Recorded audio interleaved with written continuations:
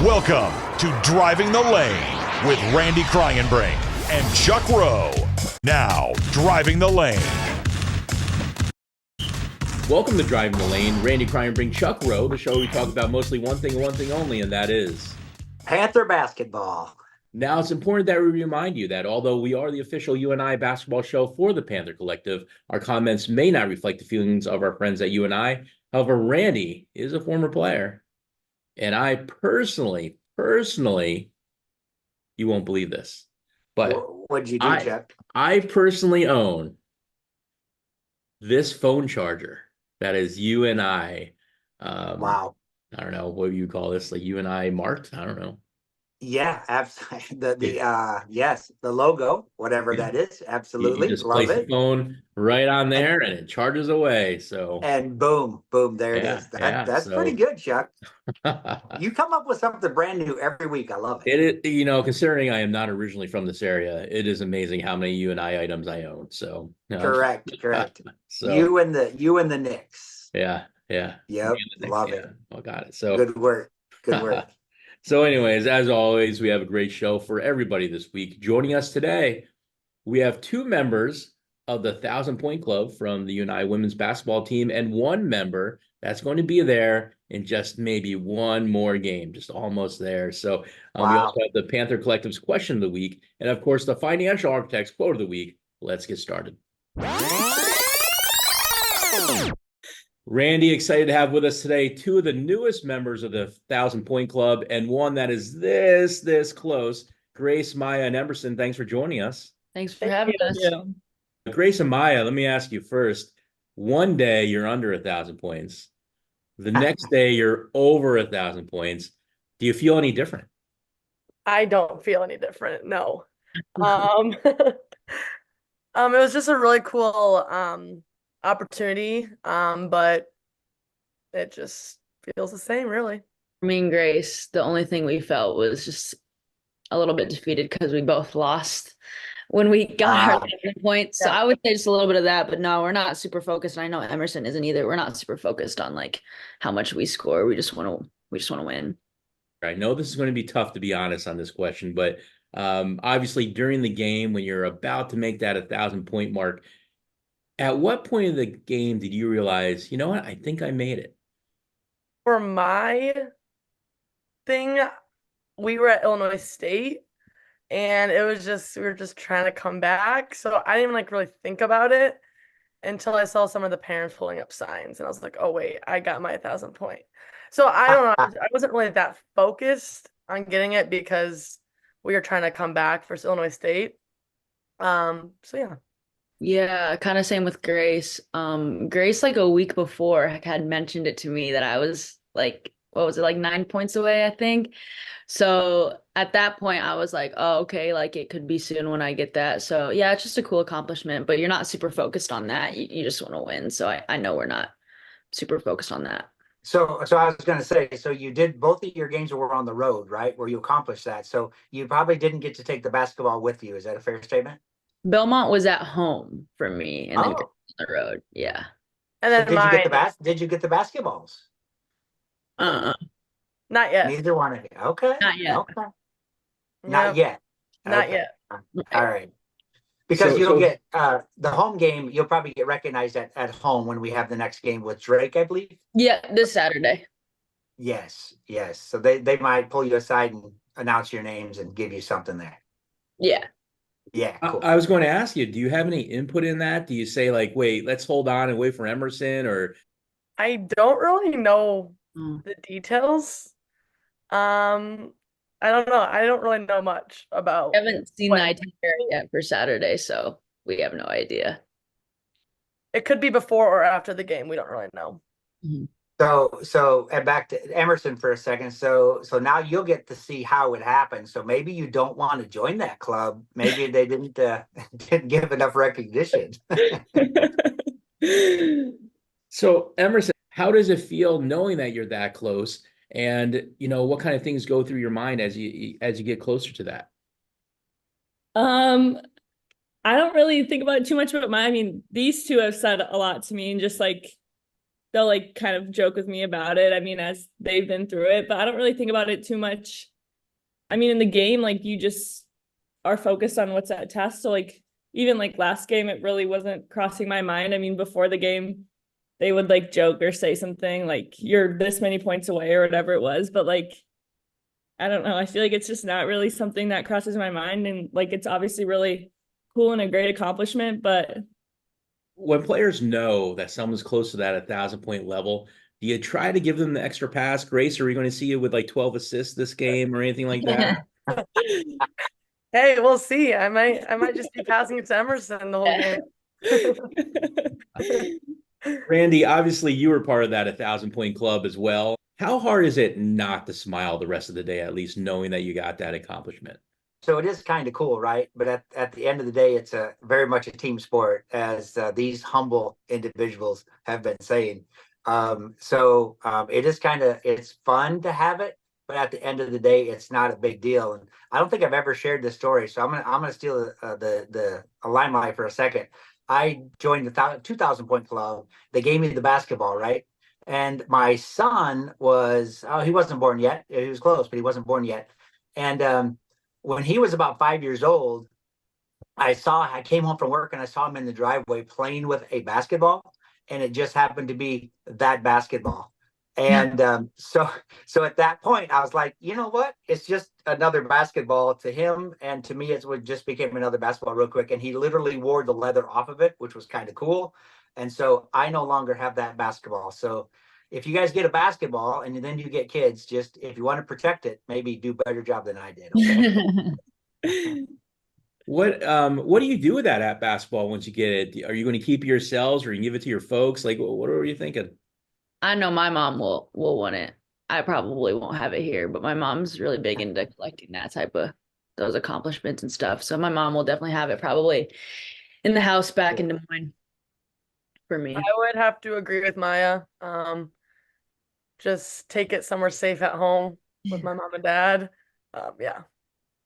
My parents I'll just bring it home and let my mom do what she wants with it, I guess. There you go. Well, Maya, you scored 29 points the other day. And Grace, you had 24 a couple games ago. And same thing with you, Emerson. You've had some big games this year as well. I guess the question that's on everyone's mind is, why don't you just score 25 points every game? No, serious question. Why don't you just score 25 points every game? But seriously though, when it comes to these big wins, and each of you get your points in different ways though. Emerson, I feel like you're one of the best all-around team players that team has. And Grace, you get a lot of high field goal percentage type of shots. And Maya, I hope this isn't bad luck when you say this stuff, but your free throw percentage is absolutely stunning and amazing. I mean, it really is. And so I guess the question is, how do you help improve the other areas of your game so that way you can get points in different ways than what you're used to? For us as a team, our coaches do a really good job of like emphasizing film and watching film and growing in that type of aspect. So when we watch film, whether it's as a team, a group of us individually, we really focus on what can we do better, because film doesn't lie, and they always say that. So, and it's true. So we just kind of take notes, look at stuff, look at whether we're looking at ourselves, other teams to scout them. We're really big on watching film and growing and just looking at things that we can grow on as individuals. Yeah, and adding on to Maya, I think like all of us know like our tendencies. And so like when teams scout us, like we know like, all right, maybe I have to drive the other way, other things like that. So it's like easier to score. And I think it's really like all of us fit together really well. Like Maya, like her ability to get downhill, literally do everything on both sides of the ball, and Jibo finishing, being able to shoot the three. Like we all bounce off of each other really well. So like knowing each other in that way too is really helpful. Like if my pull up or getting downhill isn't there, like if I get downhill, Jibo is going to be open, or just like stuff like that too. I think one thing, obviously, when we talked to you guys earlier, I know some health issues, some injury, lingering issues were happening, right? And it just appears that you guys have kind of gotten over most of that. Now you're obviously going to be chipped up here and there, but talk to us about how it is playing healthy Emerson, you go. You got injured first. I mean, I think I was out. I didn't practice at all preseason until like the day before the first game was like my first full practice back. So I think a lot of it for me was like mentally preparing to play and like watching practices. And I mean, that's when like everyone really starts to like come together. Starts like figuring out like where I'm gonna jump into the mix and stuff like that. I think that was big for me coming back. And now like that we're all back and all whole, like some really cool things are gonna start to happen. So It was me next. My back. Um, there's some days where it hurts pretty bad, and there's other days where it feels pretty good. So, I mean, we're seniors now, and we know we need to start figuring out how to treat our bodies. And I think we've done a really good job of that, whether we're ice bathing and stuff like that. So just taking care of ourselves. And yeah, it still lingers on, but right now, they kind of put me on some medication and I take it before the game and I get out there and I do the best that I can. But I was talking to someone earlier this morning today, and I said, we're finally like getting our mojo back. You can see now that we're whole, we're healthy. Like you can see that we're finally coming together. Whether at the beginning of the season, we were kind of trying to figure out who we are. People are injured and stuff like that. So right now, I think is a really good time. And you don't want to play the Panthers. We're looking good so far. So Yeah. Well, how long did it take each of you to like kind of shake off that rust? probably till now, I would say. I feel like right now is like the time where we're feeling good. Yeah, I would say it took me like 2 to 3 weeks to get back like in the flow of everything from missing um time from my shoulder. Yeah, because Grace, especially the thing I noticed was your field goal percentage, maybe those first couple games you came back were a little lower than normal, but then after that, you were just killing it. Yeah. Something that Coach Warren talked to all of us actually who has been her is like I've missed 6 weeks. So like you're not gonna get right back on the court and just be performing like you were before. So you just gotta like give yourself some grace. And so I think that's what I've been doing lately. And like Maya said, I think this is a time where we're all kind of flowing together and playing really good.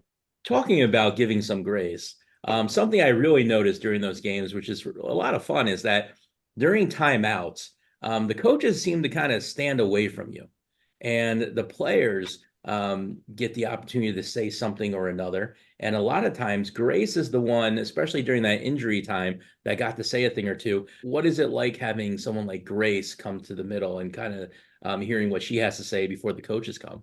obviously like Grace, she knows what it's like to be on the court and you don't always see stuff, but like she kind of understands that component of it, I guess. So like when she would go in there and she would just tell us like, hey, this is open, or hey, I don't know, whatever she's seeing, like you kind of know like that's what's like actually there, if that makes any sense. Like she's been in that spot. So like, and I have a lot of trust with Grace and like understand, I don't, if that makes any sense, like understand where she's coming from. So I think when she would just step in there, like we'd all just be like, she's a leader on this team. Like she knows, she's smart, like she understands the game. So just taking into account of what she has to say is she's usually right.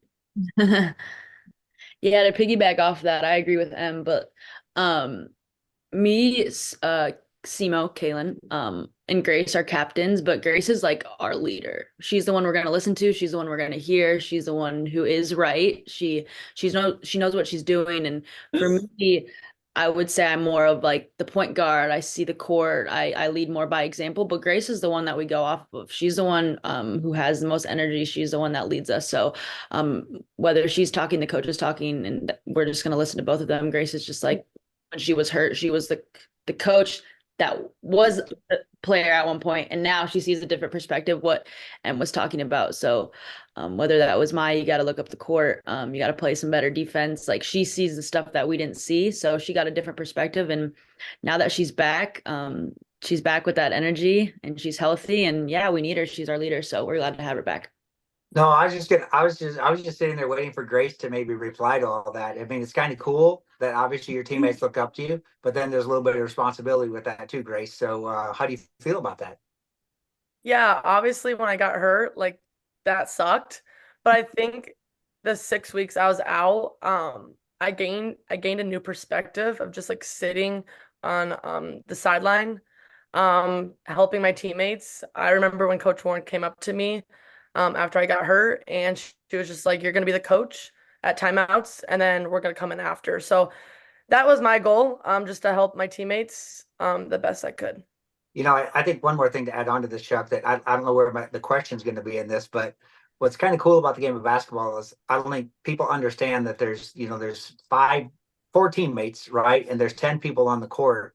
And it's a very complicated sport that you have to play at a rapid pace, but your mind has to like slow it down so you can understand, maybe anticipate or see what's happening. And I think that's what we're hearing all three of these ladies kind of say, is that kind of gelling together finally, where having injuries, having, one or two of you have to sit out at a time. So it's really cool, I think. And I think when Maya talked about the film sessions, all that, I think it's really cool when you don't watch the ball. When you watch the game, don't watch the ball. Watch what's happening off the ball, the defenders off the ball, all that stuff. Basketball is a unique sport, and I think that's why Chuck and I really like it. Obviously, we've both played it a little bit. We kind of understand it, but it's really cool watching you guys gel back together and starting to win. I think 5 out of the last 7 games. Your stats are going up. Everything's looking great. So keep playing hard, keep playing together. But that's all my question I got there, Chuck. Sorry. It's funny that they came in at 2 a.m. because we come across these ladies all the time, and they're always like bubbly and smile. I don't think I've ever seen like Maya not smile, by the way. But I feel like everyone is so tired right now. So, anyways, hey, maybe you can help with some confusion that I might have, and that is because of COVID. I actually don't understand how many years each of you have left. Maybe you could just remind us here. Here's Kaba, everyone. So, Hey, Hey, Ava. the 4th newest member coming soon of the 1,000-Point Club. Oh, Yes. we got one more year after this, all of us, even Kaba. Okay, all you have one more left.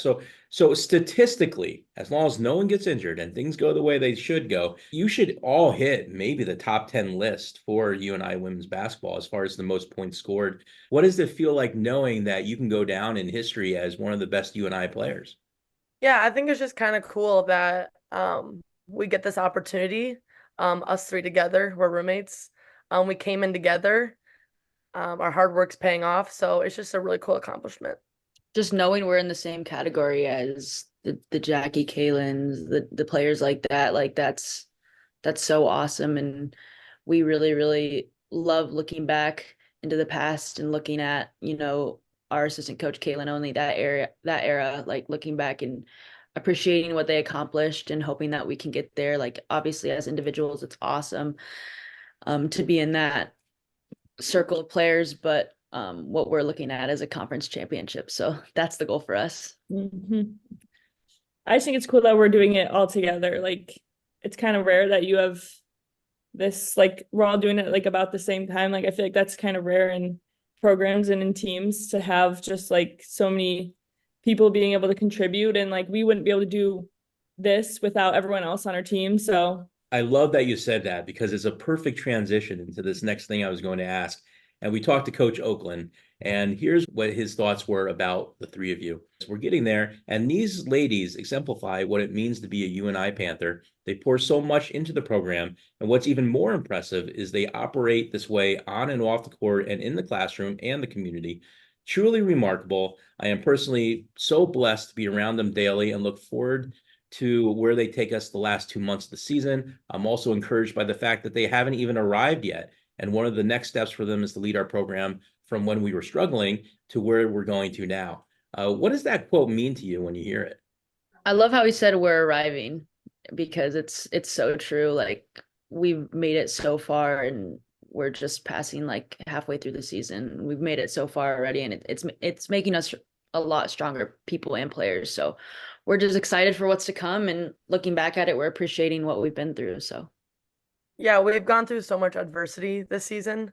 Yeah. I think like 4 or 5 people have gotten hurt. So it just shows that we've stuck with each other, and good things are to come. yeah, I agree. I mean, this is like kind of like in the whole scheme of things, like this is the first time we've been whole, like as a team. So this is the first time like first part of the season, I guess, or like we're coming out of like everything that we've been through. And I know like we had to weather the storm, like it was tough. But obviously I think that the future is pretty bright for all of us, and we have a whole nother year next year too to just keep building. So we're definitely just arriving to what's yet to come.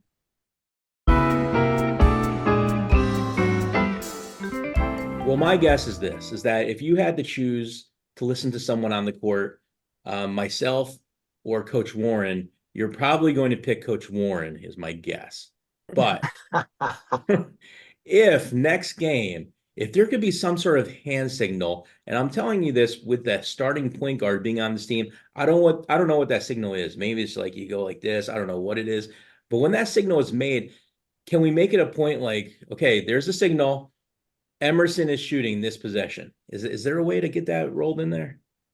I bet we could do something like that. We got some plays for Emerson and Jibo, so I'm trying my best, Chuck. I'm gonna do what I can. Thank you. Grace is against Illinois State. I was unaware too, and then I saw like the posters. But if I would have known the possession before, I would have gotten her the ball, Chuck. Don't worry. Now I'm focused on Emerson. She's up. We're gonna get her the ball. How many points away is she? 5? Not far. I think she's like 7 away, maybe. It's single digits. So yeah, single digits. Yep. I'm gonna get that should be done. That's probably gonna be done in the first quarter. Yeah. I mean, she had her first 9 points the other day, so it could be done in the first couple minutes. Get it out of the way. There you go.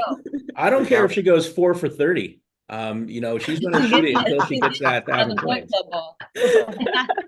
So that's right. I mean, you might lose 70-8, but still, that's going to happen. Long as Coach Warren keeps her out there for those 30, that's going to be okay. Yeah, that's right. Yes. So so you took the bus ride back from Chicago last night, right? Yep. So what's your favorite food item? I think I know the answer already. What's your favorite food item that you get on the bus and you go, yes, we've got this again? Like for post game? Yeah, like Okay. do you eat on the bus on the way home? Yeah. Yeah. Oh. When we win, we get ice cream. So yeah, I was gonna say ice cream or smoothies. Ice cream or smoothies. Nice. Okay. Okay. I like Chili's though. We haven't gotten Chili's a lot. Like Chili's or Applebee's? Yeah, those are Oh two. wow. You eat a full meal then. The bus stops at a restaurant on the way home. Okay. Yeah, it's already on the bus after our game, and then we just Grab it. head home and we eat. Okay.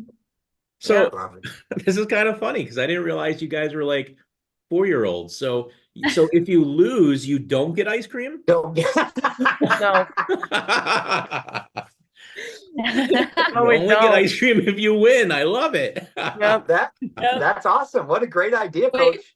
I love it. Bree made a half court shot yesterday in our shoot around, and she told us she's gonna give us ice cream for that. So we got one in the bank. Yeah. Maybe today after practice. We'll see. Yeah, there we go. We didn't stop last night. We said go home. Well, before we let you go, is there anything you want to leave for Panther fans today? Well, we just want to say thank you. I don't know when you're gonna post this, but if you post it before the Drake game, everyone come to the Drake game on Saturday. Woo! Yeah. Ladies, once again, thanks for joining us on the show. It's awesome having you guys back. Once again, like Chuck said, like Nate says, you guys are great for the program. You're great for the community, and go Panthers. Financial Architects quote of the week: "A winner is just a loser who tried again." What do you think of that one, Chuck? Winner is A winner is just a loser who tried again. I can get behind that. You like that? Yeah. Except for they never quit, Chuck. They never quit. They just kept going. I have this one friend, I feel like you're this friend, so I had this one friend growing up that no matter what you gave them, you can give them a set of skis, you can give them a trumpet, you can give them like a cello for their first time. No matter what you gave them, they were like really awesome. Doesn't matter the sport, doesn't matter the activity. They were awesome at first try. I feel like you were probably like that a little bit. I used to be pretty good, but musically, no.